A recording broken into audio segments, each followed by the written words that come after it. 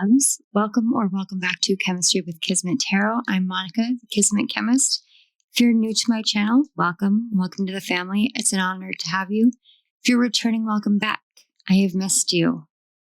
My loves, we are tapping into the energies of the 8-8 Lionsgate portal this year.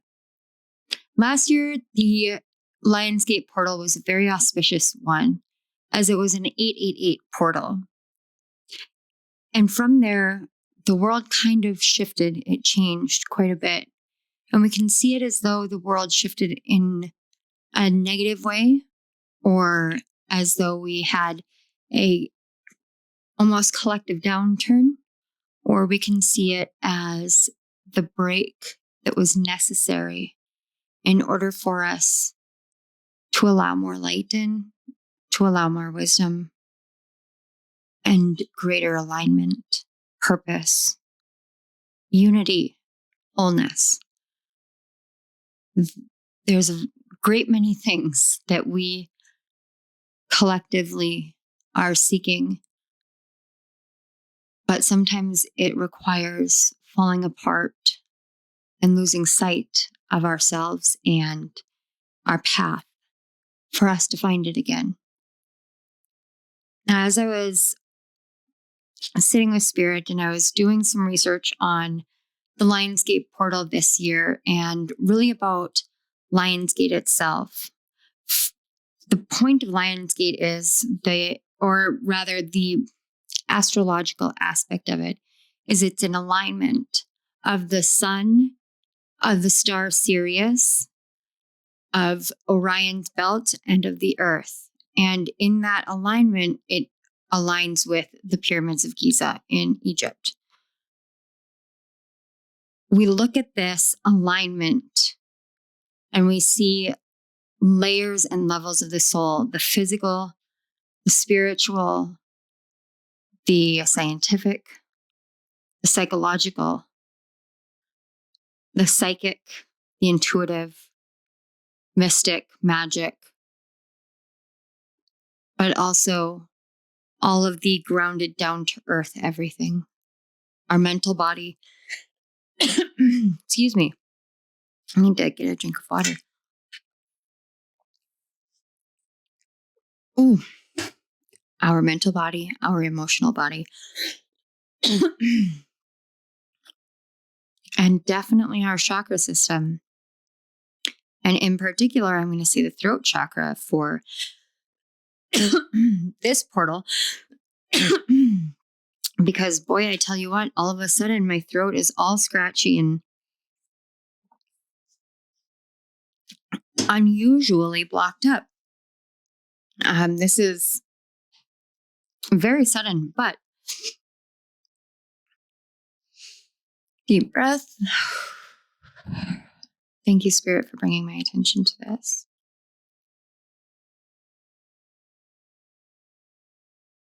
Help me to stay aligned. May your voice flow through me. Thank you. I'm going to ring a bell here and just kind of clear it.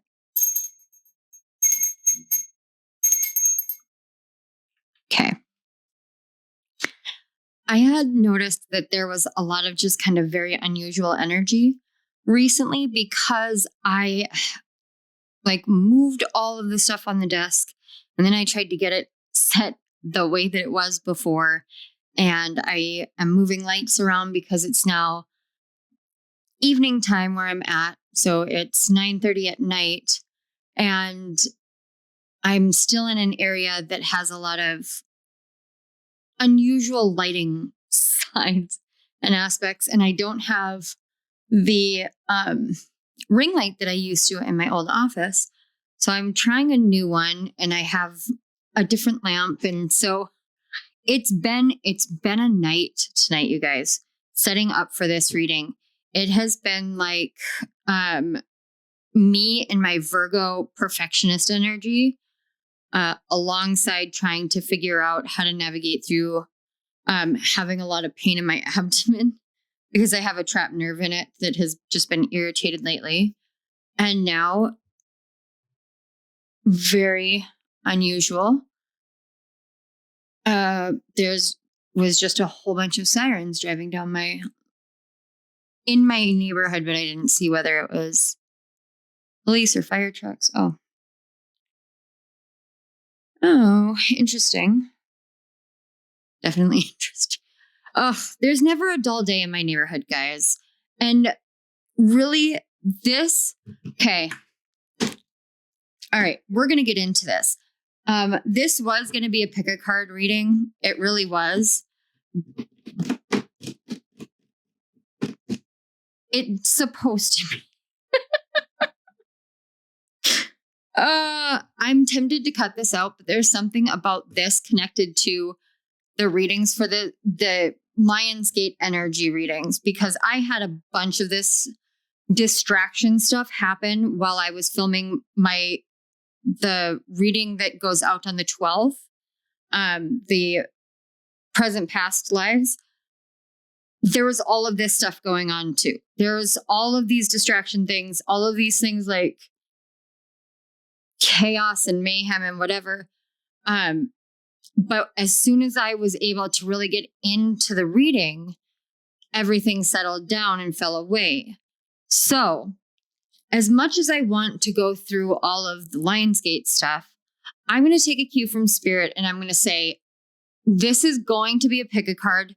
We may end up changing a little bit of the intention and kind of simplifying it, because there seems to be a distraction kind of pushback energy. And that's very draining. Very, very draining when I have to kind of combat that, even with all of my protections and everything. So I'm going to tell you guys what the number one message that I got for the 8/8 portal was. What I heard was, all right, so we may have some core concerns, is how it came through. Core concerns in manifestation. Now, the 8/8 portal is a time of heightened alignment and manifestation in and of itself. This year, there is a closure energy. There is a completion energy because we're in a 9 year. But numerologically, the day that we're moving through the 8/8 portal, that day numerologically is a 7. So this is us seeking the things that we need to find that have this kind of conflict that is impeding or pulling us in distractionary tactics away from our manifestations. Holy crap. There. See this. This is what I'm talking about. So there was all of that stuff coming in, and it's pushing and pulling and trying to really get those working to really better people. I don't know, like, I don't want to scare anybody, and I'm not trying to say like, this is like blah, blah, blah, whatever. No, what I'm getting is there is this resistance energy out in the collective. And this resistance energy could absolutely be like a result of the cosmic changes. It is also a result of all of the collective conflict that humanity is going through right now. It's also a result of all of the different emotions that are everywhere and the changes that are going on with the sun. And it's a number of things. So when I feel like I need to make sure that I am being very clear, I am not saying that there's anybody out there doing any negative woo-woo stuff. If you have that intuition in your life, sit with your guides, sit with spirit, and navigate that. I strongly encourage that. But what I'm getting is it's like a widespread testing energy. I'm going to push you. I'm going to test you. I'm going to see if you're real about this. So if we're facing a core concern in manifestation, we're going to get pushback. Why? And the why of it actually came in to help us understand. It said the ego releases the false fronts to highlight the true persona. The ego releases false fronts to highlight true persona. And then it said, or spirits came through, and the message that I got that was the most important for this 8-8 portal. The disavowed self comes back to love from within. So the disavowed self is the part of ourselves that we deny responsibility for, we deny support for. So the parts of ourselves we relegate to shadow in a way. It's not a complete shadow aspect, but it is a part of ourselves that we say, I can't, it's like, I just can't have this be a part of me anymore. So I'm going to put it as far away from me, as far out of my realm of this is what makes me me as I can. It is shadow. And at the same time, it's like a split in your consciousness. Is what I'm picking up, or in the collective consciousness. And really the only way back to wholeness, the only way back to health and healing, the only way to move beyond the core concerns holding us back in our manifestation is to learn how to love those parts. So, wow, okay. This is about a rediscovery of self. So your guides are going to join us in each pile, and they're going to discuss the message that we received, the disavowed shadows and repression. They're going to discuss the ego, the false fronts. So the false fronts are the masks worn from an ego perspective to protect yourself. Ways that you project onto others, or at least outward from yourself, some sort of impression, mask, image for the outside world. It's something that you know is inaccurate, but you do it anyway because you need to protect yourself. We have the disavowed self. This is the one that you have essentially abandoned, left the pain of which, or the shame of which, or the guilt of which, whatever it is, your guides are going to want to discuss it. And then we'll have the final one is your guides illuminating what your true persona is. The oracle cards here are your path to rediscovery for yourself. And then from there, we have a couple of oracle decks over here, and those are just going to be some additional advice from your guides. I have a feeling this might get a little bit intense. So if you are not prepared for something of that nature, I advise that you save this until you're ready, and know that any and every message that comes through here is one that comes from the heart, from an unconditional, loving source, and meant to help you grow into unconditionally loving yourself and others, and being as authentically aligned to your integrity and true self, to living your soul's path. And I am just here as the messenger, hoping to do some good in this world. So, my loves, without further ado, I am going to turn on some meditation music and let you guys get into the flow, get into the energy, and allow yourselves to be guided to the pile or piles that have messages for you. Timestamps will be in the description box below.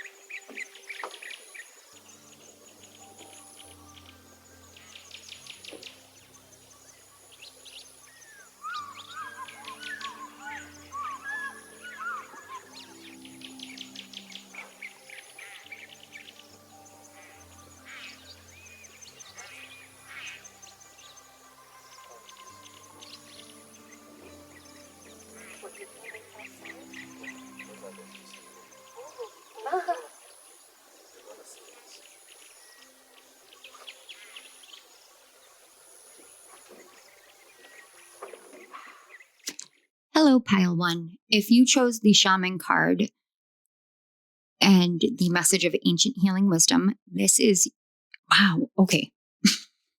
Reset. Spirit, please help me navigate through this. Please help me be clear and direct for Pile One. Thank you. Hello, Pile One. If you chose the first card, the Shaman card, Ancient Healing Wisdom, this is your message about the 8-8 portal and a rediscovery of yourself. First of all, let's open up. I'm going to throw my all into it right away. Pile One, this is the third round of me trying to start and trying to navigate through this energy. There is a thickness to it, a heaviness to it, a resistance in it. Last night when I filmed the intro, there was distractions everywhere. It felt like it was complete and utter chaos. And yet I kept going through it. I didn't, my natural instinct in those times is to be like, okay, I'm going to step back. I'm going to call it. But that didn't feel right to do. And that, there we go. Now we've broken in. Okay. With this shaman and the ancient healing wisdom, sometimes we are faced with certain things in our life and we don't want to. We simply don't want to. I'm going to be really blunt, and this may not even be anywhere near close to your situation, but this is how Spirit is presenting it to me to present to you, I guess. All right. A year ago, 1 year and 1 day from when I'm filming this right now on the 1st of August on Lammas, the opening of harvest. On August 2nd of 2024, at 9:58 in the morning, my entire life changed irrevocably. I didn't know it was coming, and yet I did know it was coming. And it was the fact that I knew, but I didn't know, that created as much destruction internally as it did. At 9:58 in the morning on August 2nd, my aunt was pulling out of her driveway and crossing a divided highway to go to a median. And when she had to cross to get to the median to be able to go the opposite direction, she had to do it at an angle. And it happened to occur at a place where there was a hill. So it was her blind spot, their blind spot. And at the same time as she was crossing, a semi with an empty truck bed or empty trailer bed was coming up upon her car. And the semi driver did everything that he could to miss, to avoid the accident. Unfortunately, that was unsuccessful. And she was struck on the driver's side, totaling the car. She died shortly thereafter. When they brought her to the hospital, she was pronounced. My aunt was the family linchpin. She was the glue that held us all together. The entire summer, I kept having this feeling of dying, but I was so close to it that I thought it was me. I was 100% convinced it was me because I was so close to it. So I threw my all into renovating my house, into healing, into making sure that everything was handled as best as I could in case something happened to me so that my family would be okay. I was having conflict with my mom at the time. So when the phone rang and she was calling my husband, my first thought was, she's trying to get a hold of me because I'm not answering her phone calls right now. So I told him, just go ahead and answer it, whatever. And I wasn't prepared for what she was about to say. I should have been, but I wasn't. And as she said, my aunt's name, my reaction was, I had to leave the room. I couldn't hear any more of it. I walked away. I stood in my bedroom. I looked out the back window and I kept saying, I didn't see it coming. This doesn't feel real. I didn't see it coming. This doesn't feel real. I didn't see it coming.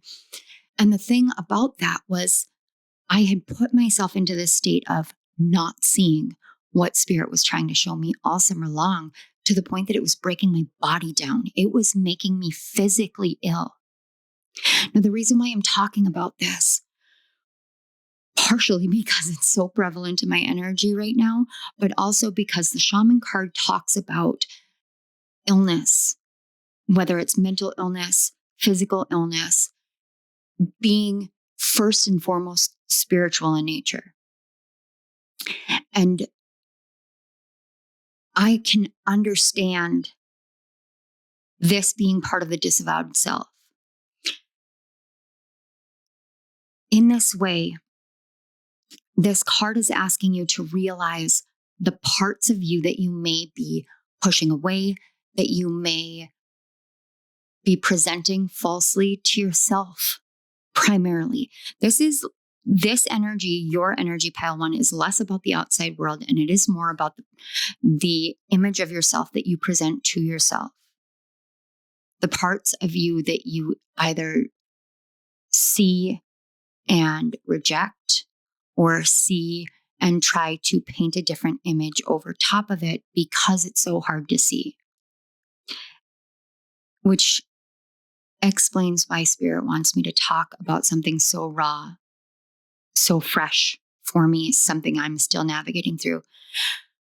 One of my most challenging gifts is the psychopomp death omen understanding and awareness. This part of my gifts that is this sort of like death doula, divine messenger who receives notification of deaths of people that I care about, or sees, loss of life in other ways. I've seen it on collective scales, wars and plane crashes, things like, the Ocean Gate Titanic stuff. No matter whether it's close or it's distant from me, if it's a stranger or if it's somebody that I love, it doesn't make it any easier. And it's a part of me that I have oftentimes shoved away, as though if I don't acknowledge it, it can't possibly be true. Sometimes we walk through this life and we carry gifts that are really hard to carry. They're blessings, but we can have a hard time seeing them as such. For me, that is what I have struggled with this gift. And the result of the struggle and the loss that was so deep, so profound, so personal when my aunt died, it almost killed me physically. I slipped into a coma last year. I almost died, and my body is still going through stages of healing. I am nowhere near done with my healing of that. And it's only in the past few months that I have been able to navigate through the emotions, the genuine emotions of loss and grief, and how I feel on a spiritual level. And it's there that healing really does begin, when we have these spiritual wounds. And a spiritual wound can present in a multitude of ways. My example here is just one example. And I hope that you understand that this reading isn't me making it about me. It's me showing you that it's okay to be really authentically raw. It's okay to bare yourself to somebody that you trust. It's okay to be open about the things that are hard within the guise of spirituality, within the guise of spiritual gifts, because it isn't always sunshine and roses. And we can struggle with our gifts. We can struggle with a lot of things, and understanding that there are ways to heal this doesn't make it any easier, that process of healing. So if you skip the intro, which, okay, the 8-8 portal this year, what I channeled was about rediscovering the self. But in order to do that, we have to take a look at our ego and the way that our ego creates a false front or a false mask that we present to ourselves and or the world, as well as the disavowed self, or the part of us that we say, I'm not going to own this. I don't want to take responsibility for having this as a part of myself. It's a part that we repress, that we say no to, but that is still a part of us. And in order for us to really come into wholeness, we have to look at these really challenging things. The way that our ego needs us to understand it. And that's what the ego is for. It's for us to understand our ego. We all have an ego. It's who we are in this life. So our ego is the person we incarnated as. In this way, we seek to have healthy egos. We don't seek to defeat our egos or go through an ego death necessarily, but more healing the ego and embracing the fact that the ego is who we are here incarnated as in this lifetime. And that's important to our soul's journey. Then we're going to look at the false front. We're going to look at the disavowed self. And then we're going to look at the true persona. This is it's the ultimate self that your soul came here to understand itself through. So it's kind of this blending of your ego and the true persona from your soul. So these two pieces kind of make up the fabric of this incarnation and who you are. To help you rediscover yourself, we have to take a look at the masks that we wear and take them off, and then accept the part of us that we have a hard time doing. And then these are advice from your guides for moving forward through this. I did say this in the intro, and I'm going to reiterate it, even though, we're quite a ways into this reading. If what I'm saying now for what we're going to be getting into sounds like it's going to be really hard for you to face at this point in time, please consider taking a step back and coming back to this reading when you are ready for it, because the work that we're about to do here together is very important.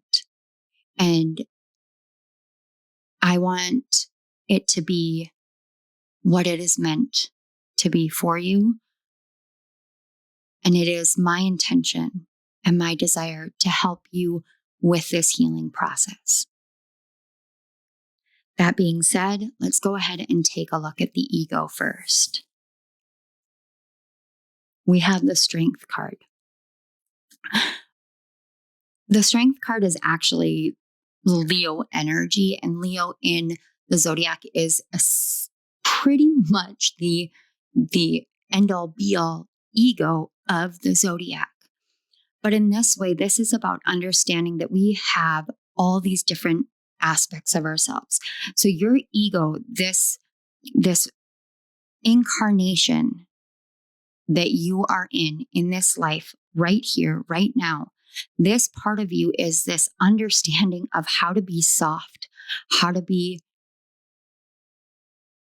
strong, how to be loud, and how to be quiet, how to be both feminine and masculine, how to be both domesticated and wild. The traditional Strength card has a woman taming a lion, essentially. I love this version of strength because it shows that the taming of the lion is taming that animalistic part of ourselves. So we can get very reactive. And in this way, what I'm getting from your ego is that you can want to be very, very, I'm hearing the word boisterous. So it's kind of like, I don't know why. Okay. I'm hearing pomp and circumstance, which is like the song that is played during graduation marches, like high school graduation marches.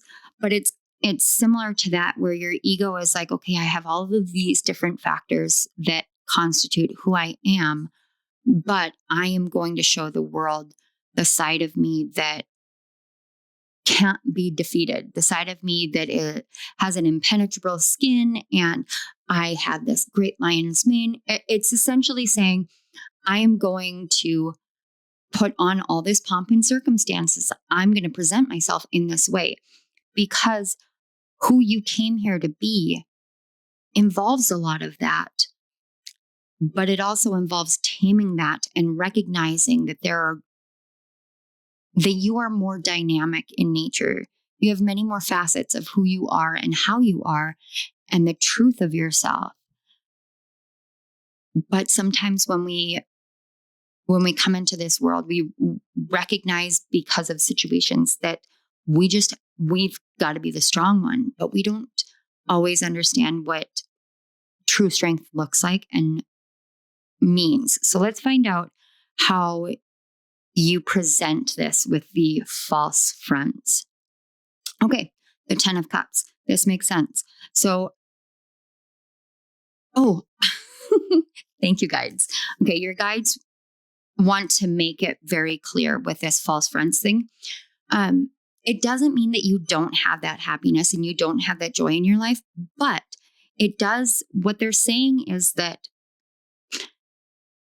when life hits you and knocks you down, you have a choice. You can either be very real about it, or you can be like, everything is great. If you guys think about the nature of social media these days, presents people in a very specific light. And the specific light is what they determine they want to be seen as. So they can want to be seen as, I had this perfect life. Everything is great. I am super happy. I have the best house, the best family. My whole life is wonderful. It's great. Here are the pictures as proof. So in that way, we're kind of peacocking. So the false front that you put on doesn't mean that you don't live that life. It means that you're presenting it in a very shiny way because, okay. Pile 1, real talk. Your guides just said, because you're afraid. Vulnerability is true strength, but we can be afraid of allowing that vulnerability to be seen by the outside world because there are others who would seek to take advantage of that, others who would seek to harm us in some way, shape, or form because we are showing our vulnerability. But to have true resonance and true harmony in life, we are asked to look at all of who we are, and what our life is. And instead of falling into the presentation game, so to speak, that the whole world seems to want to be a part of, it's saying, your guides are saying, instead of showing the world your life polished, show it to them raw, show it to them in that raw, authentic, wild way. That is your reality. That is your truth. Show the world that. That's your strength. That's part of what you're here for. So let's take a look at the part of yourself that you've disavowed. Okay. The 5 of Swords. We have to, ugh, when we have to go through things in our life in which we have to choose to be the bigger person, we have to mediate all of this conflict, we have to recognize the times where we're just really beat down. Usually the Five of Swords is, that mediator energy. There's no real winner, even though someone always feels like the winner, but there's no real winner. In this one in particular, it's this mental game of no matter how many times you post that pretty picture or you tell people everything is great and you focus on all of the positives, in your mind, you've got that little voice that whispers and says, yeah, but what about this? But this is still a challenge, but this is still going wrong. And then we can push that voice away because we don't want to deal with what that voice is telling us. We want to feel this super happy, ultimate joy. And so if we present it that way, it's that fake it till you make it kind of thing. But your guides are saying the more that you push away this part of you that is saying these things, the more you push away the reason why. And the reason why is because there is a truth to both aspects of this. We might not want to ever admit, like, I'm my own worst enemy. I don't want to face the things that I know. I don't want to navigate through the challenge that is my mental health or this situation or that situation. I just want to be happy. And if I fake it long enough, I'm going to feel that way, because the more that you tell yourself something, the more you give yourself those affirmations, the more it becomes your truth. But it only becomes your truth if you allow your true self to be. And in order to allow your true self to be, you have to take a look at the parts of you that you don't want to see. That's the painful truth of healing, is that we have to accept those parts of ourselves, because otherwise we're going to continue living in a state of dichotomy. We're going to continue to say, I am this way, when really you are a different way. And that opposition or dissonance that is created as you continually engage in that actually makes it a lot more challenging for you to allow yourself to be vulnerable, to be intimate with yourself, to really look at all the parts of who you are and how you are and why you're that way and what your soul came here to accomplish.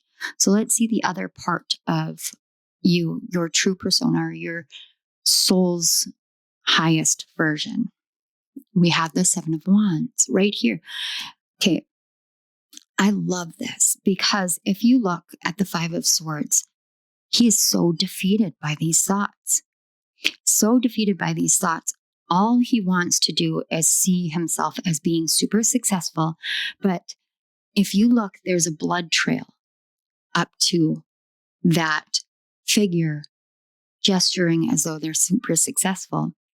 So there is blood that you spill of your own. There, you wound yourself in the process of ignoring the truth of what your healing needs to be. The more that you tell yourself, I'm going to present this face so that I don't have to ever acknowledge this exists, the more that this can and will defeat you. That is the lion to the lamb. Or the lamb being slaughtered to the lion. But when you accept this part of yourself, what you do is you realize, if I can survive my own internal dialogue, if I can survive my brain, my mind, my psyche telling me all these negative things, and I can find my way out of that chasm of negativity, if I can actually navigate my way through what my real thoughts are versus the thoughts that are there because of this situation or this interaction or that interpersonal dynamic or what have you, I will find this as being true, but the way that this is going to be presented won't be glossy and beautiful.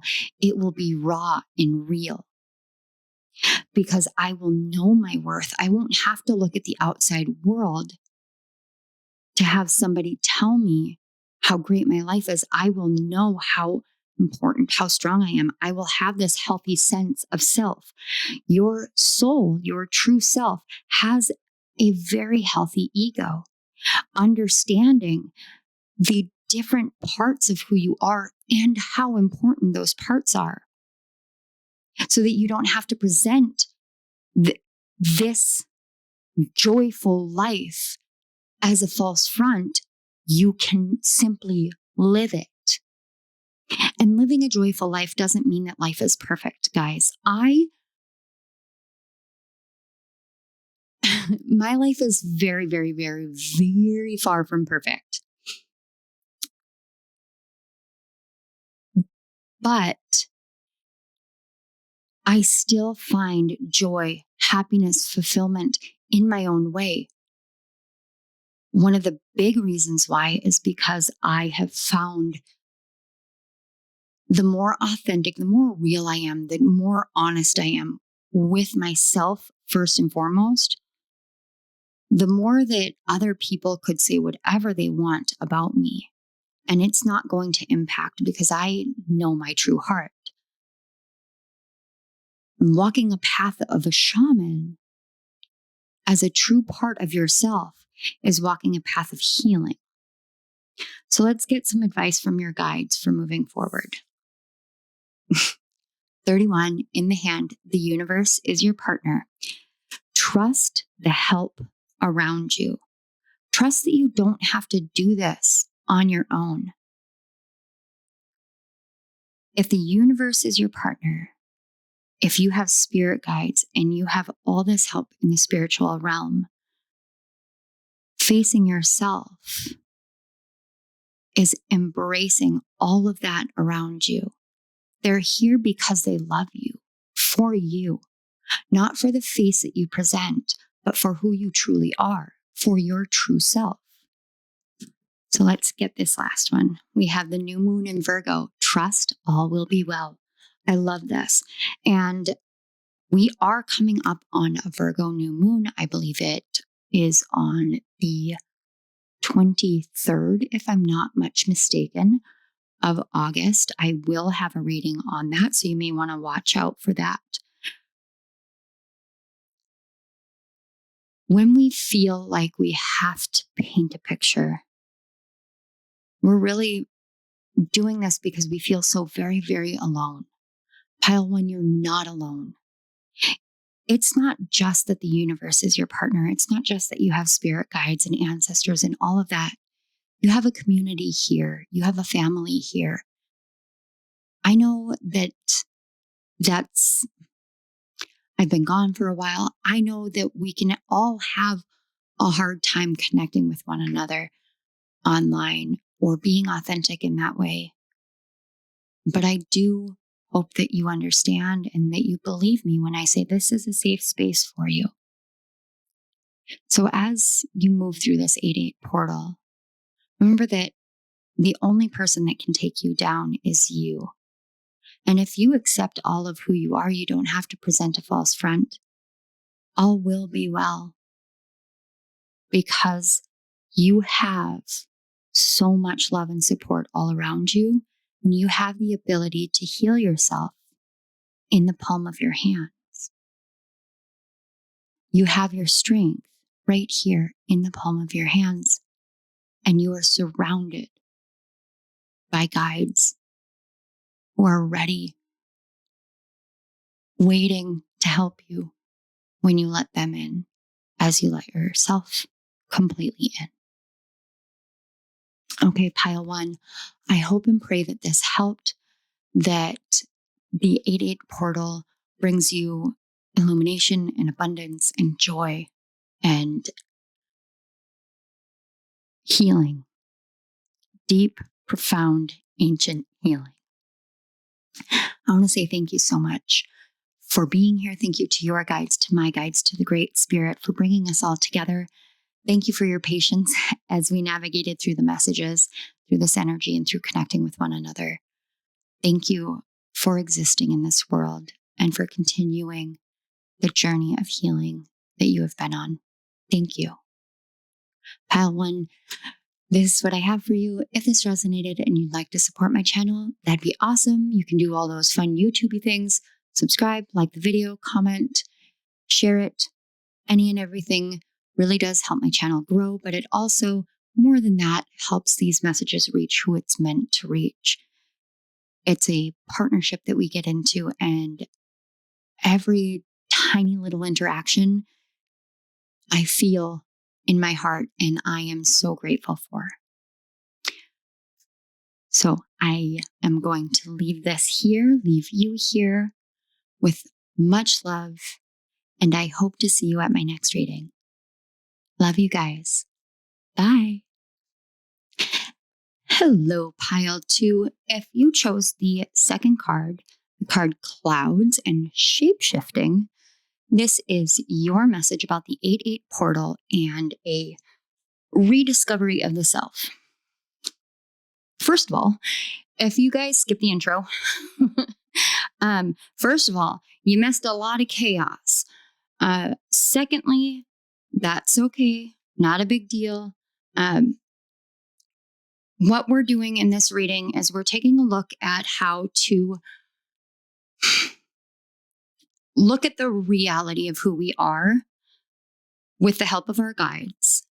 We're taking a look at our ego, the false fronts that we present to the world, as well as to ourselves, the disavowed self, or the part of us that we refuse to take responsibility for, that we don't want to acknowledge, that we don't want to accept, parts that we may repress, parts existing within our shadow.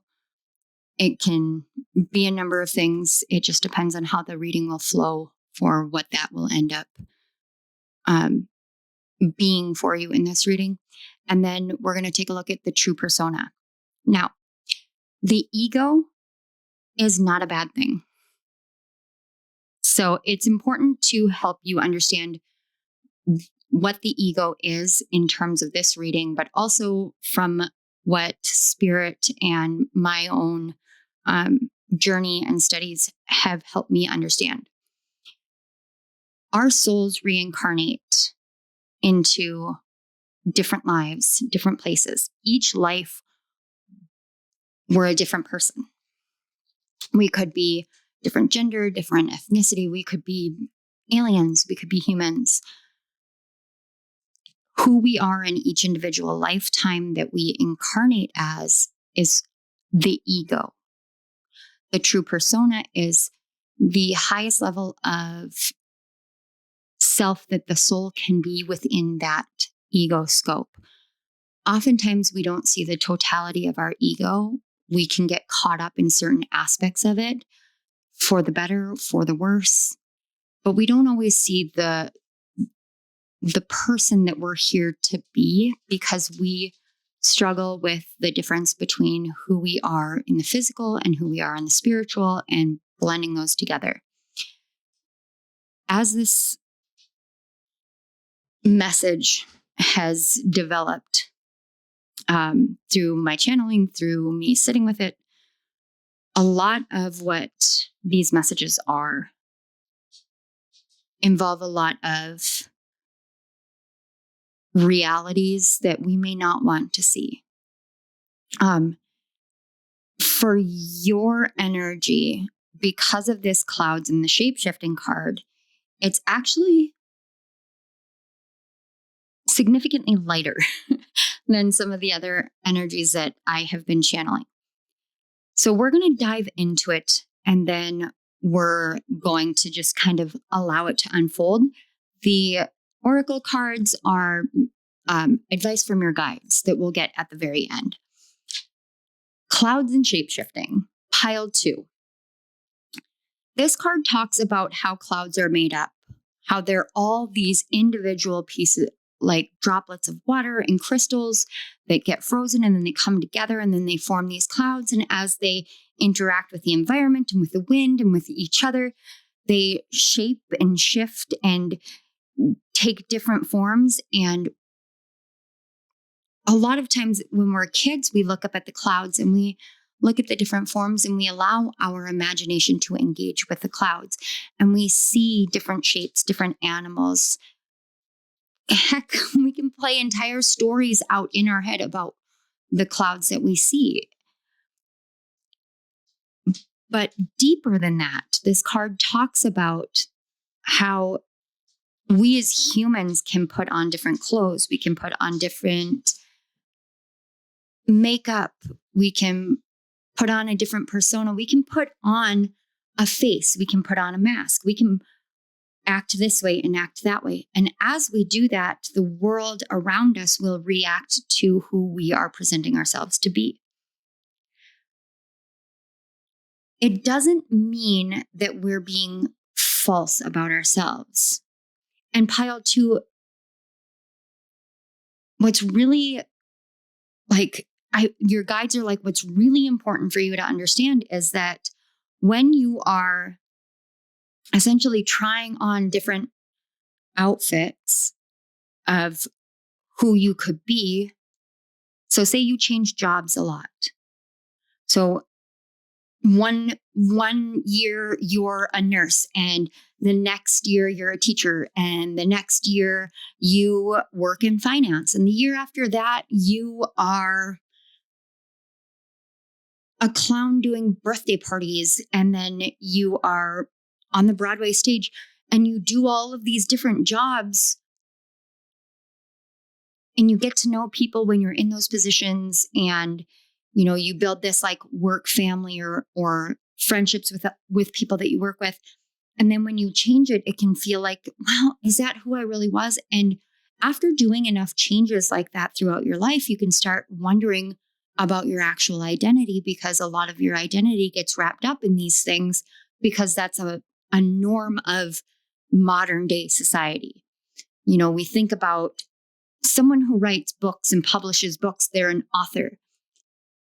But that is what they do, not all of what they do, not all of what they are.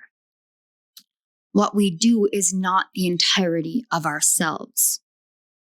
But for someone who is so adept at shape-shifting and adept at, flowing with the currents and the wind and the way that, pieces come together and you change as,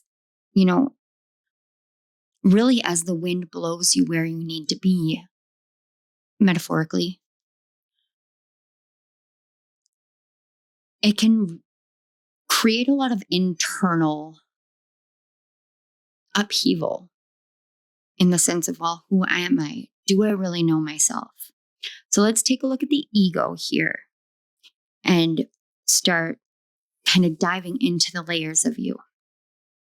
Weird. Okay, so we've got the 5 of Swords in reverse. I say weird because I don't normally take reversals, but it came out in reverse and I didn't shuffle the cards that way. It's very rare that happens. The 5 of Swords coming out in reverse.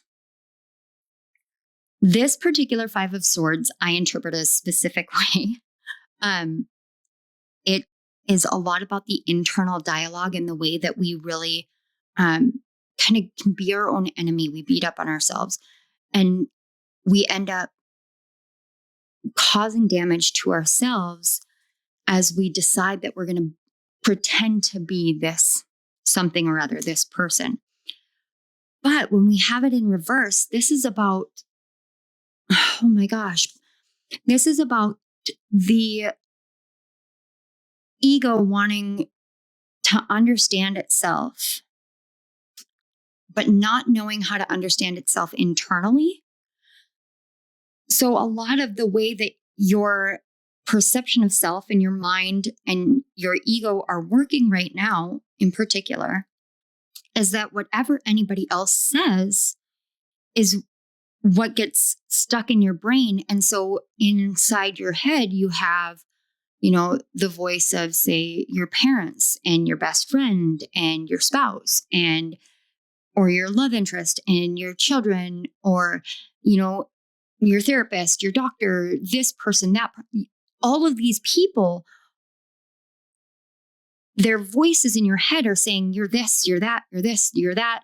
They're saying you need to do this, you need to do that. And it can twist your mind up enough so that you don't actually hear the voice of yourself in there, that voice of your intuition, of your soul that says, this is who we really are. This is who you really are. And so your ego, not as an overall thing, but one of the struggles that your ego came here to face, or that your soul came here to face as an ego, is somebody who feels as though they are easily malleable based off of other people. And it's finding your own strength, finding the truth of who you are. And that can be a hard journey when we're not taught what it's like to stand in our own power, what it's like to know ourselves, what it's like to get to know ourselves. If we haven't been taught self-reflection and we have to learn that in our own way, that can be a challenge. So let's find out what false front you present to the world. We have the Hermit. Okay. So pile 2. I feel like your guides are calling you out just a little bit, because what we were just talking about, that struggle with self-reflection, self-perception, the Hermit card is all about that self journey. It's about going deep into the self. It's about not listening to anybody else because there is nobody else around you, because you isolate yourself to that point. And sometimes we can present ourselves as though we have a lot of self-awareness. And it's a mask that we put on because there can be a desire to walk through life very confident, being seen as very confident, very certain. And especially when you are somebody who does a lot of life changes, whether it's career changes, or, say you move around a lot, or you have, like me, I have ADD, ADHD combined type. So my neurodivergence is like, ooh, I like this hobby today. Ooh, I like that hobby tomorrow. But when I like a hobby, I throw my all into it, including financially. So the more that you change and shift those things, and then you realize, well, some people don't actually do that. They actually stick very firmly with one of them. And then you try to put yourself into that box. It's presenting yourself as like, oh, I understand myself very deeply, very intimately. But your guides and your soul and your ego are kind of all calling you out on this one, saying there is a much deeper pathway into who you are, one that allows for you to be fluid and change often and have that be okay, where that is not defining who you are. It's just simply what you engage with. And who you are is significantly more static, less dynamic. So who you are is very steady. It's very true.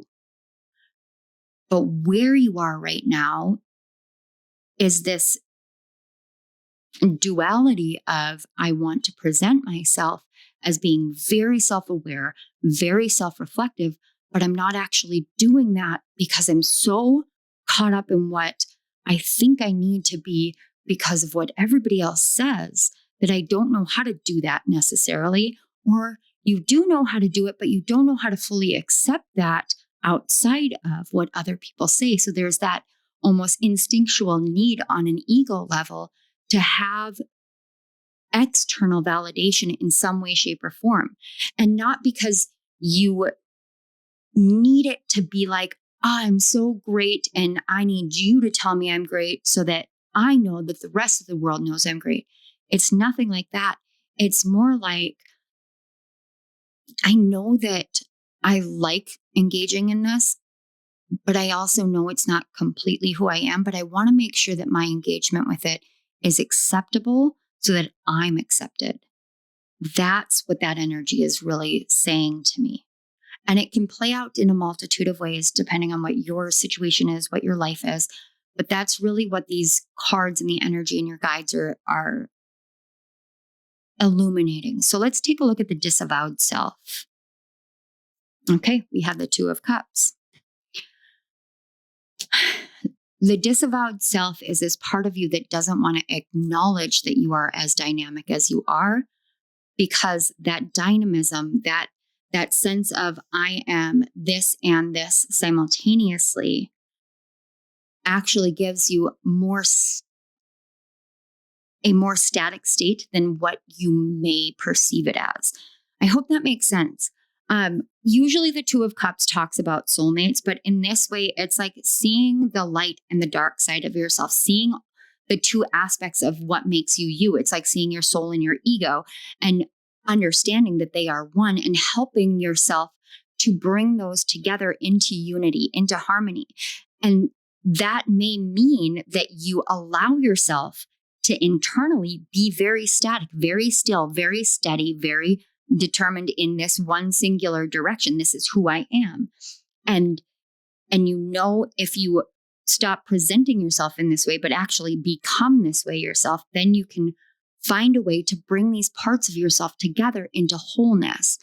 But when we feel torn apart and pieced apart because of all of the different things that we've done and all of the different people that we have embodied in essence in our life, we can feel like we are fickle, like the clouds. You know, sometimes the clouds seem like they're going to rain and then all of a sudden it disperses and they're like, just kidding. Or other times it can be a cloudless day and then all of a sudden it's thunderstorming and people are like, where'd they come from? We can shift and change that rapidly in our own lives as well. But it's like we are held to a higher standard than what we would hold Mother Nature to. And I know that sounds kind of ridiculous on both levels. Like it sounds ridiculous to hold Mother Nature to a level of something that because you can, depersonalize Mother Nature. But to me, this earth is living and breathing and just like we are. And so there should be this understanding that if outside in the world, if we see clouds and weather that changes rapidly, we see the cycles of nature, we see, the seasons change and shift, it's reflecting to us what we're capable of being and doing as well.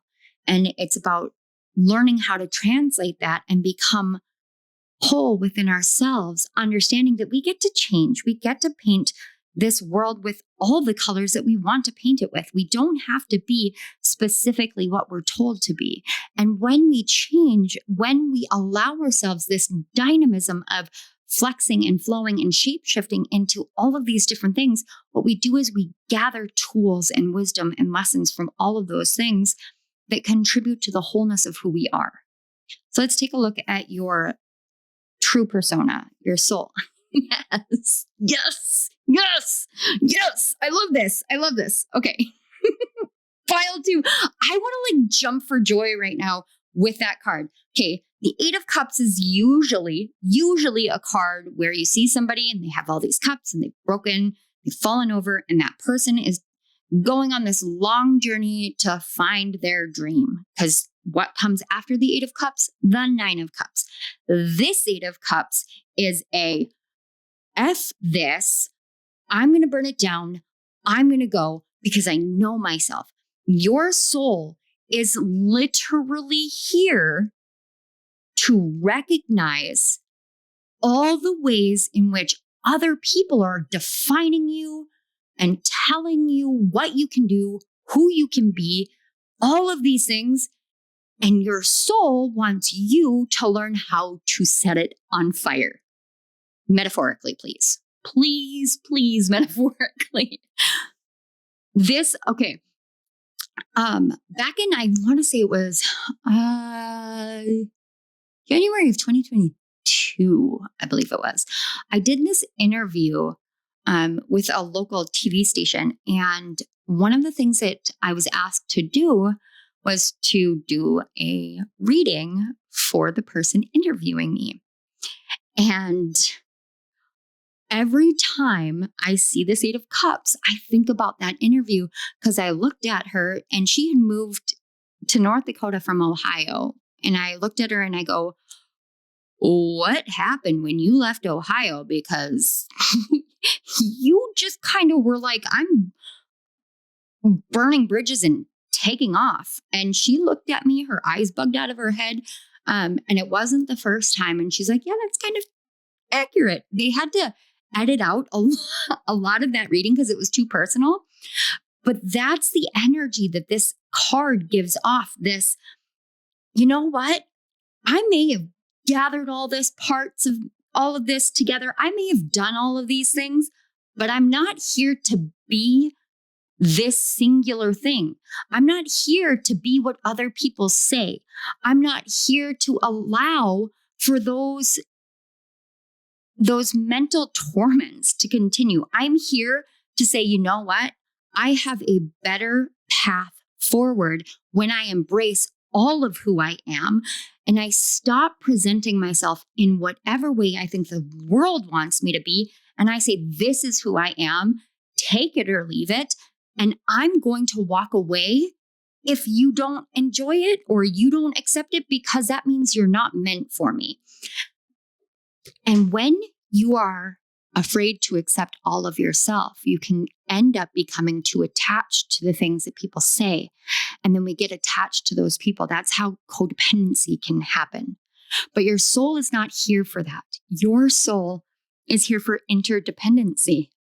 Your soul is here to recognize that the uniqueness that you are is beautiful. And when mixed with this field or that friend group or this employment or what have you, when mixed with that, there is a unique, like firework explosion of possibility and energy, but you bring a wholeness to it that sets you apart. That is what your soul is here to do. Your soul and your ego are here to become this Two of Cups if you choose to accept that part of yourself, that part that recognizes all the differences that you can and have been in this life and in other lives, and allow yourself to be all of those different things. Not to present yourself as I'm a loner or as, I've looked so much into myself and I agree with this person, or you start parroting these things without necessarily, it's like you're parroting them, but you're changing it just a little bit. You're shape shifting their opinions of you just a little bit to present it as though it's something that you have thought of yourself, when your soul is literally, or your true persona, your true self, the form of your soul in this body, in this life, is here to be like, no, none of that is accurate. This is who I am. And I literally just heard, and boom goes the dynamite. Mic drop. So that's the energy of your soul. And your soul is here to help you to embody the fullness of who you can be by learning that it's okay to walk away from other people's opinions.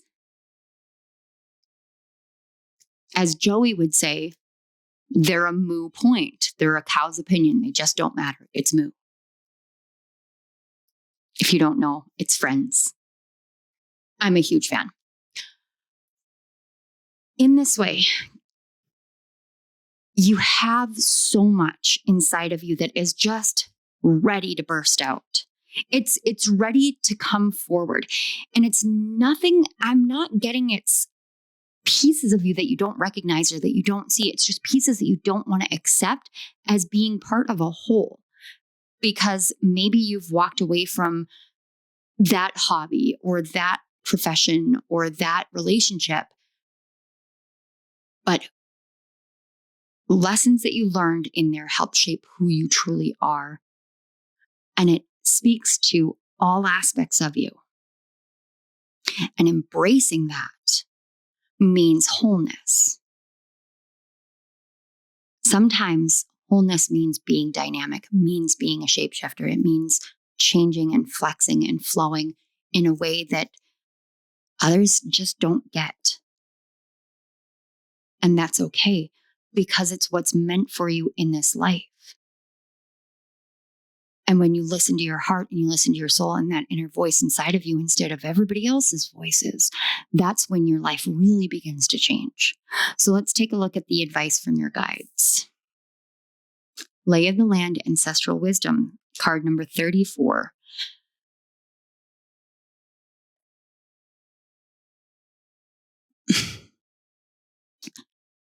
One of the biggest things that I have learned in this life is what it means to understand one's heritage, both physically and spiritually, and then to choose the path that is right for you.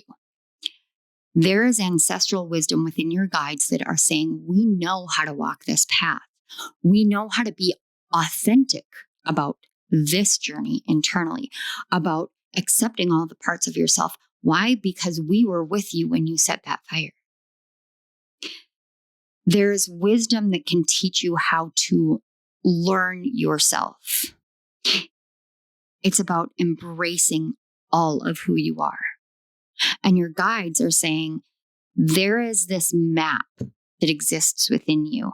And sometimes we don't remember that because our souls remember, but we don't remember. We go through this forgetting phase when we, go through development and start going through life's experiences.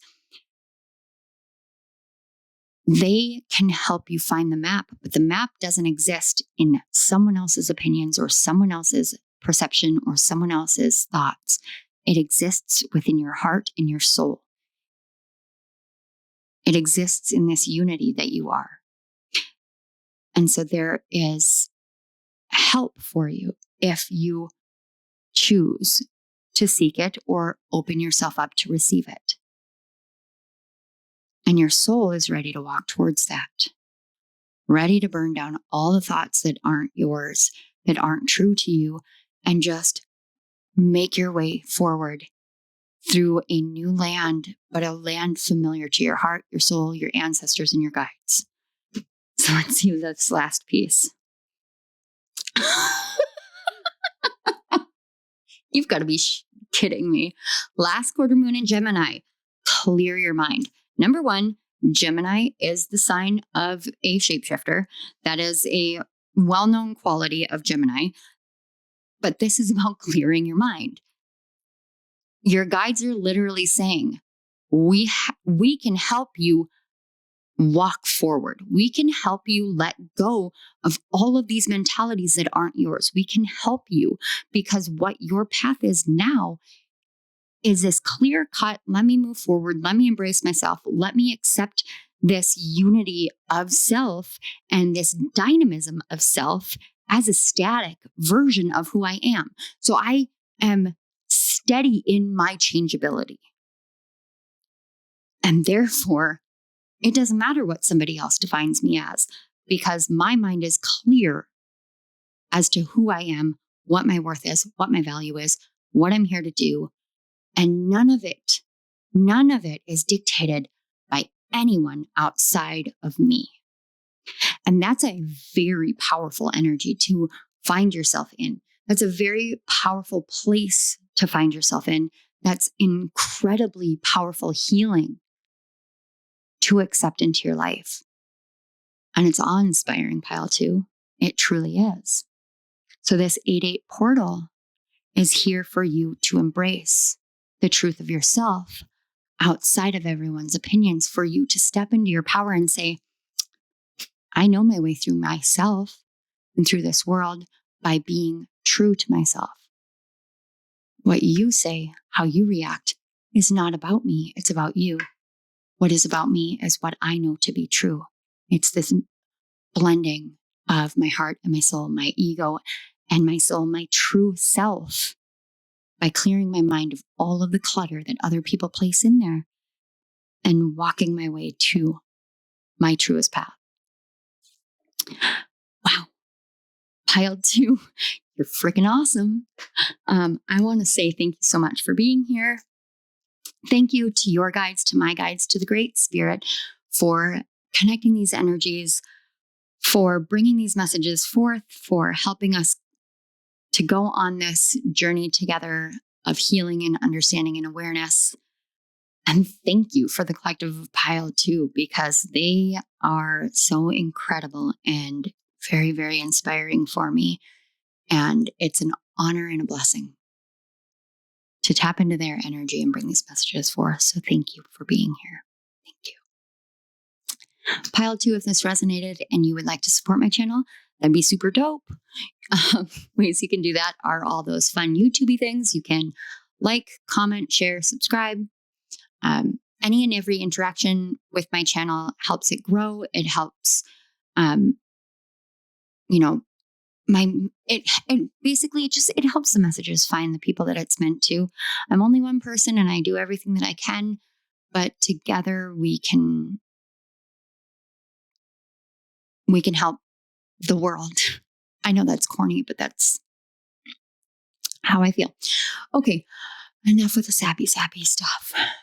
Pile 2, you guys are rock stars. It's an honor to read your energy, and I am ever so grateful for you being here. So thank you again, and I truly hope that I see you at my next reading. I love you guys. Bye. Hello, Pile 3. If you chose the third card, the autumnal equinox and release, this is your message for the 8/8 portal and a rediscovery of yourself. Pile 3, if you skip the intro, no worries. It was pretty chaotic. It was definitely pretty chaotic. So if you skipped it, not a big deal. What we're talking about here is, I've had to explain it differently for every pile, which I find so curious, but I also absolutely love it because it actually highlights the variety or dynamism of the people that are here. I think dynamism is like the buzzword of this reading. That has come through consistently throughout the reading. And I love that because that shows me that you guys really are very flexible, very changeable. We're talking about different aspects of yourself, starting with the ego. And in this way, I want to explain what the ego means in terms of this reading, but also what I understand the ego to be. Everyone is born and has an ego. When we incarnate, when our souls incarnate into a new life, the person that we are in that life, that is the ego. That is the soul's chosen expression in that lifetime. And there's a lot of talk in the spiritual community about ego death and defeating the ego and living without your ego.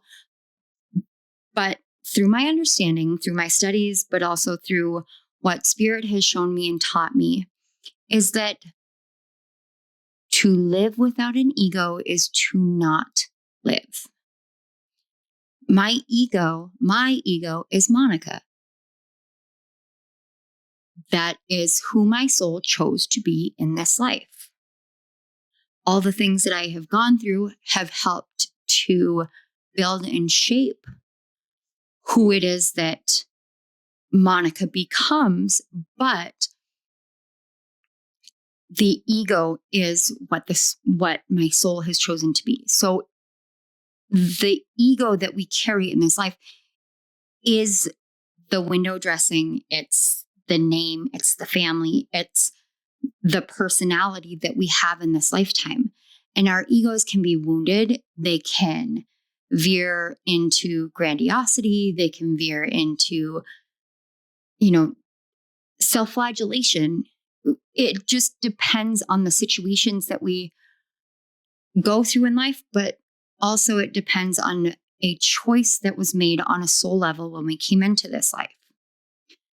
Now, Pile 3, you chose the autumnal equinox, and the key word on this card is release. So the autumnal equinox, that's the start of fall. It is also known as Mabon in Sabbats. This is the time when we go back into a state of equality or equilibrium. There are 12 hours of day and 12 hours of night. It's balanced out, and it is the counterbalance to the vernal or spring equinox.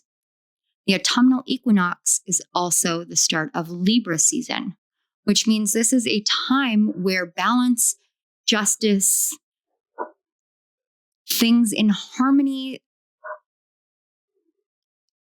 all of this really becomes the central focus of the time.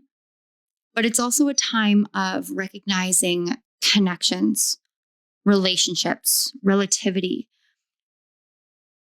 With your energy in specific, and I'm having a little bit of a hard time helping, or rather finding the right words. And of course, I have to preface this with, I am a perfectionist by nature. I'm a word person. Like, communication is very important to me, not just because of what I do here, but because communication is like the central focus of my life and of connectivity and healing. And I find that communication is a crucial part of our existence as humans. So I want to make sure that as I sit here with you, I'm communicating in a way that is it's like I want to be very clear and very direct, but I also want to make sure that you feel as alive as your energy is. It's very strange because it's like it's like having a mixture of Taurus energy and like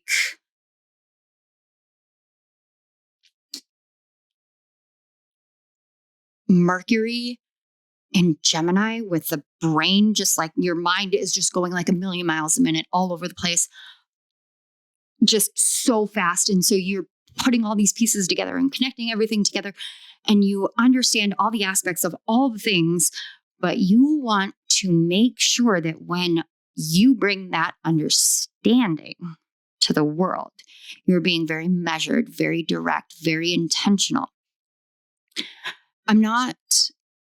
There's no good or bad. It's almost like there's a hyper analysis that goes along with this. Am I speaking correctly? Am I speaking clearly?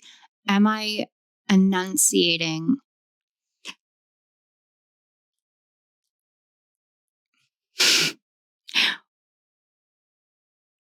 With your energy pile 3. Oh, okay. Your guides are just like, cut it to them straight. Your guides want you to throw caution to the wind. That is what this release is saying for your energy. This card talks about releasing parts of the self that aren't true to you, releasing things that you don't need, releasing, like if you go through your closet during the fall season and go through all the summer clothes and you go, well, this is too small and that's too small. And you take it and you box it up, or you bag it up and you take it and you donate it to Goodwill or what have you. That is part of what this card itself talks about. But what your guides want to talk to you about is letting yourself off the hook. Your mind goes as fast as it goes because it's supposed to go that fast. You put things together in ways that are like Rain Man. And if you don't know Rain Man, yes, I'm dating myself, but look up Dustin Hoffman. It's a movie. He's a genius. I believe he's autistic in the movie as well. But that's, your guides are like, this is your Rain Man moment. It's your gift. It's your divine edict in this life, is to have a brain that can understand realms and concepts and everything on a level that people don't necessarily get.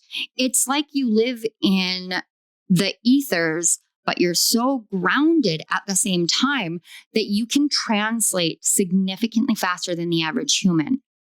So when I channel, I talk about how it comes into my brain and it goes through a variety of different translation programs. So I interact with the energy. That energy gets translated into words and images, and those words and images then correlate to words and images or experiences that happened in my life so that I can understand it on a personal level, but also so that I can help you understand on an empathetic level that I get you. That's what my brain does. And that's a very simplistic form of the way that this comes in. I have had times where I've had messages that have come in different languages, and I'm spouting off words and phrases in other languages I don't speak. I don't know how I do it. No clue. I just know it works. So the reason why I'm sharing this is because your brain has a unique way of functioning. And it's not just your brain, it's the totality of your energy works in a very, very unique way that people might not understand. But does that matter? You can be as measured and specific and eloquent as Shakespeare. But is it true to you? What benefit does it have if you intentionally slow yourself down just to fit within someone else's box? Pile 3, this is about you letting yourself off the hook. Letting yourself off the hook. Let yourself be free to be you. So let's take a look at your ego first. Let's see who your soul chose to be. The moon. Of course. Piscean energy. But first of all, this is it's a person, but I keep getting this image of a mermaid. You're like a mermaid that swims on land. And I feel like I need to be like, if that makes sense. But with you guys, I know it makes sense because it doesn't necessarily make sense to me, which means it's intended specifically for you. Your ego is here to understand things that other people don't, to be able to put together both the light and the dark and the moon and the sun and the water and the earth and all of the different things all at once without ever having to actually, it's like you don't have to explain it to yourself, but if you try to explain it to other people, they're not going to get it. And that's kind of how I feel when I talk about my translation programs in my brain. It doesn't necessarily always make sense to other people because if you're not a channeler, you don't necessarily understand what I mean by that.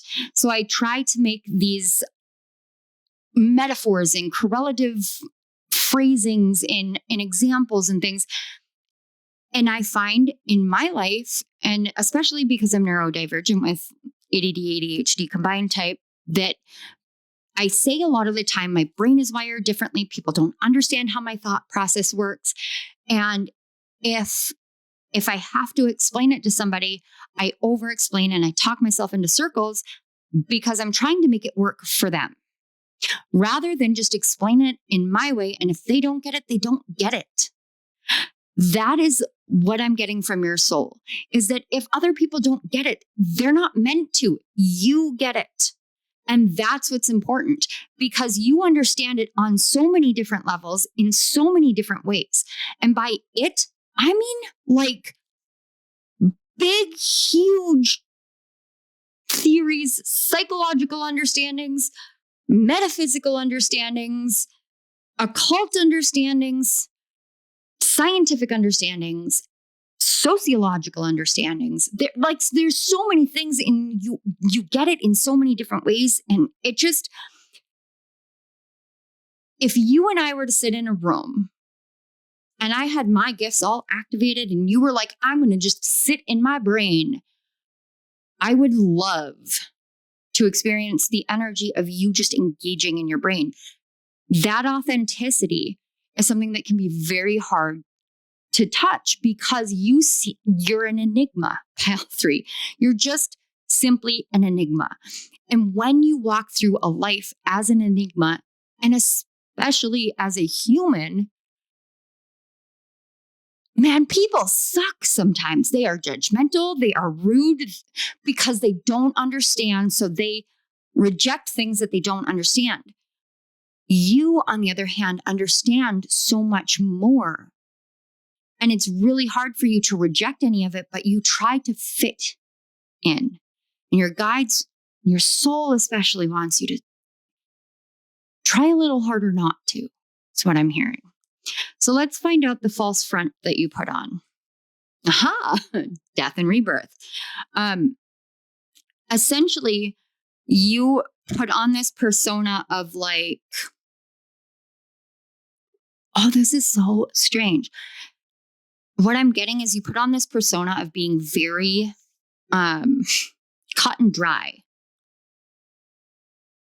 Like, and almost, this is the other thing. I'm getting like this gothic energy, which is very strange. I don't know how else to explain it, but I get this kind of like gothic scorpionic energy where everything is this or that. It's death or it's rebirth.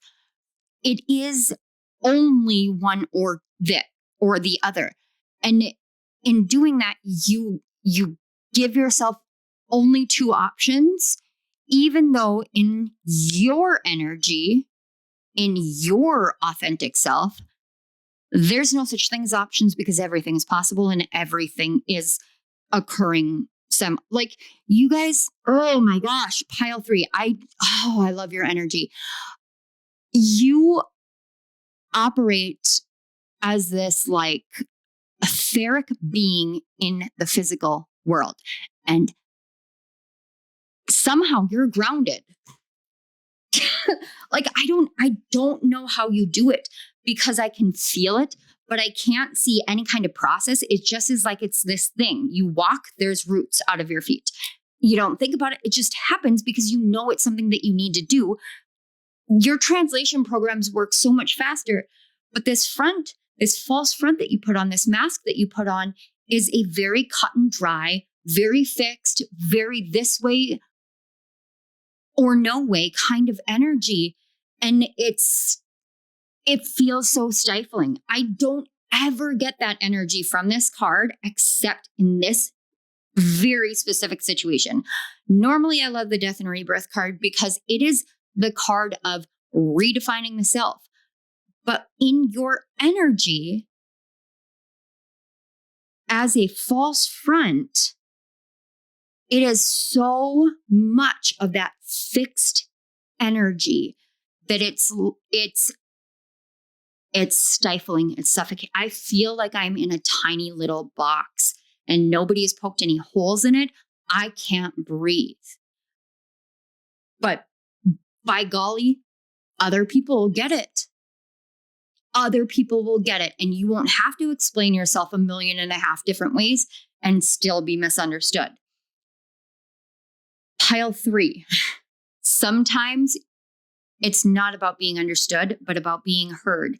It's about you speaking it out, because once you speak it into existence, it's the reality that it's like planting seeds. So in this deck, there is the Knight of Pentacles. And that knight, you can see him like walking through and he's scattering the pentacles like Johnny Appleseed style. It's just scattering them. They're growing. Okay. You're that knight. The pentacles are these things, these concepts, these theories, these understandings, these awarenesses, this just wide open perspective, heart energy that you have that is so natural to you, that is so you. But when I feel this, like this is who I present myself to be, you're putting it, you have one type of seed instead of the whole gamut of every type of plant that you could possibly plant, and any tree, flower, fruit, vegetable, anything. You are all of it. But when you meet the world, you are one, and you do it very measured in a row.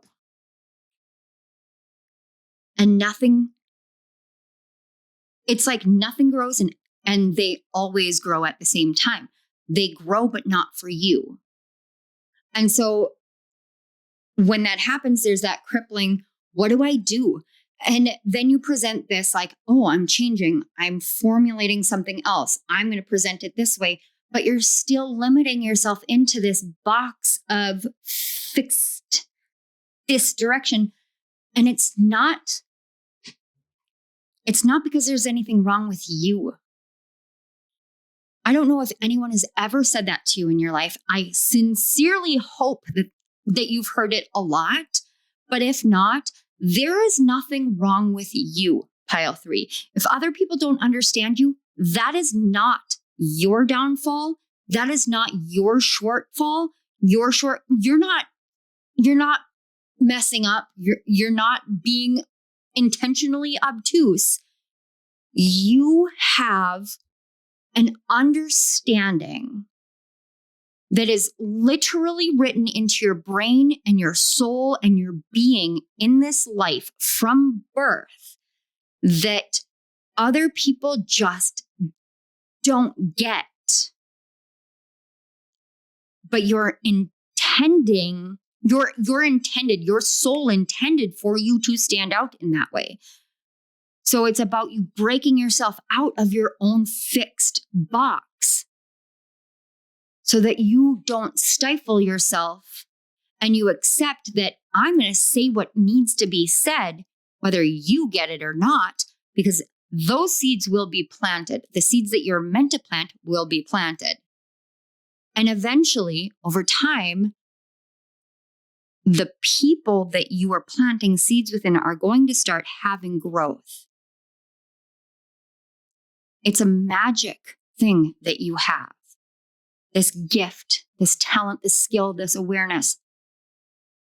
It's magical, like genuine magic, like Harry Potter style magic. I can't emphasize this enough.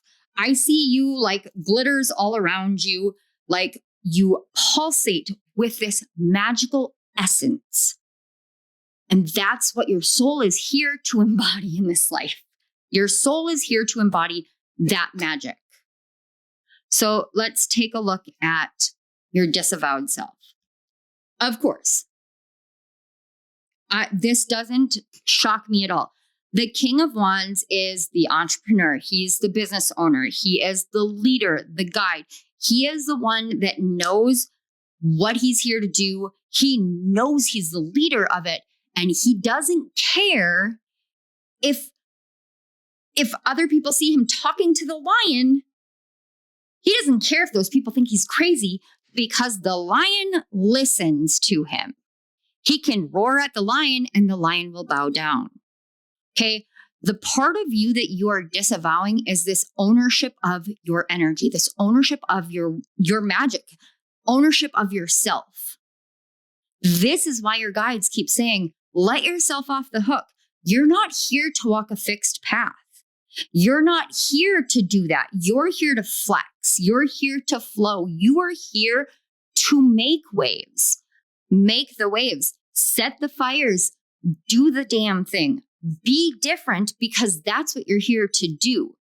And this part of you that you push away, this part of you that's your confident, I know what I'm talking about. So it doesn't matter if you get it because I'm planting the seeds of awareness inside your brain right now. So I'm doing you a service as I talk to you kind of thing. Not me, pile 3. That's not me saying I'm doing you a service. You do the world a service when you communicate with them. Communication. And remember that communication can come in a multitude of ways. It's not just the words that we speak. It's the melodies that we hum. It's music. It is the movement that we make. It's wavelengths of light and sound, and it's so many different things. Communication, especially if you think about like universal communication is symbolic in nature. So if you think about it in that way, everything that you do is communication. That's what you're here reverberating through the world as, and what you're meant to.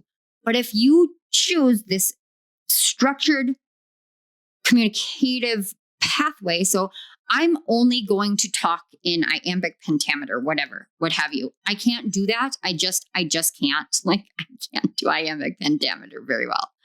I'd have to spend a lot of time practicing. But say that that's what you decide, Shakespeare theme again. You decide I'm going to do this iambic pentameter. This is how I talk. This is how I'm going to communicate. And I am going to continue to make it exactly that way, because that way, when somebody listens to me or communicates with me and they don't get it, eventually they will, because I'm doing it in a very structured, very specific way. You limit your power when you do that. You disavow your own magic. And this isn't a judgment. It's your guides going, you already know this. You know this, pile 3. Like, your guides are like, we've been telling you this. Let it go. Let it go. Be Elsa. Let it go. Let it go. And embrace who you are. Embrace this unique, out of this world energy that you have, and share it with the world. So let's find out your true persona, the fullest nature of your soul in this life. Oh my gosh! Mercury! Am I right? Okay, so we've got the Magician. This is literally the card of communication. But look, magic. Your soul came here to have this literally it's glitter. You flow this kind of magic into the world with your energy, with your words, with the way that you hug a person. Wow, you guys, that makes sense. Okay. I had this same issue when I was doing the intro, where all of a sudden my throat chakra got just blocked up. I'm pretty sure it was the intro. I'm almost certain it was the intro here, or it was another reading. Anyway, I've done a lot of readings lately, but I'm pretty sure it was this one where all of a sudden my throat chakra just got so scratchy. It was like it just dried out, but it wasn't dry. That's what I picked up from your energy. So you were really firmly in there. Your soul wants you to clear your throat. Clear your throat. Get a clear path between your throat chakra and your heart chakra. I don't know how, I know how I would do with it. I would do a chakra alignment, or I would listen to Rife frequencies for those two chakras. Journaling, things like that, where I get in touch with my heart. That's what I would do. What is the most unnatural thing to what you would normally do? Don't shoot the messenger, please. Your guides want you to push yourself to step out of the box and find a different way. Find a different way. I don't know what it means, because I'm not you and your guides won't show me anything more, but they want you to find a different way than what you immediately thought of to align your heart and your throat so that they can flow together. And the more that I say, find a different way, the clearer my throat feels. So your guides really, really, really are emphasizing, find a new way, break yourself out of the fixed energy, because you're going to keep going in this roundabout and never getting out, except that you are just, your magic, just Pile 3, I don't even have advice for you beyond like, just be you, please. Like the world needs people exactly like you. The world, not exactly like you. The world needs you, Pile 3, because we have fallen so far away from our own magic and our own power and our own truth and our own everything that we need people like you. We need you to be out in the world as yourself, not as you think that we need from you, but what you need to be for yourself. So let's find out what your guide's advice is. Yes. How perfect is this? Get inspired, be the muse. Card number 33, like literally, look how unique this is. That's you. I can't. It's literally like if I told you that there was a cat wearing glasses that are actually butterflies that is painting a violin, rainbow colors with wings, you'd probably ask me what I'm on. I'm in your energy. This is you. Get inspired by yourself, by your life. Get inspired by what you know, what you can do, who you are, all of it. Get inspired. Really embrace all of you because it is really your time to come out. Let go of all of the ways that you've held yourself back because of other people, because of fear of not being understood. Just let it go and let yourself off the hook. Wow. I'm filming this like shortly after the new moon in Leo, but it says shine, shine, shine. Pile 3, shine. Like your guides are like, this is why. This is why. Stop trying to do things how everybody else would do it and do it how you would do it, because that is how you shine in the world. That is how you be all of who you are. This has been a heavily spiritual lifetime for you. Intensely, heavily spiritual. And I feel the way that you've been challenged. But the second that I tap into this energy and what your guides want, and they want you to let loose, let go of this. Please. They're like, please let it go. Dive into the ocean, go into the abyss, go into that black hole or the center of everything. Roar at the lion and watch it bow because you're meant to shine. You're the sun. The sunflowers follow you. Let life inspire you and inspire life because that is what you're here to do. That is how you rediscover yourself. Wow. Okay. Pile 3. This has been super awesome. Please come back anytime, every time, all the time.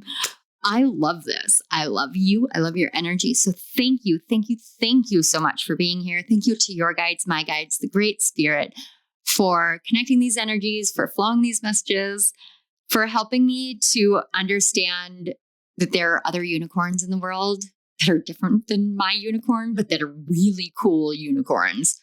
This was awesome. Thank you. Pile 3, if this resonated and you guys are up for, supporting my channel, super dope. You can do that by liking the video, commenting, subscribing, sharing, all those fun YouTube-y social media things. Every time I have someone interact with my channel, it helps it grow. It helps these messages reach those it's meant for. And the more that we can get these messages out to the people that are like you, that are in this pile, man, the world needs it. So the more help, the better. I love you guys. I am so grateful for you. I truly, truly hope that you come back and that I see you at my next reading. I love you guys. Go kick ass at life. Have a great 8/8 portal. Bye.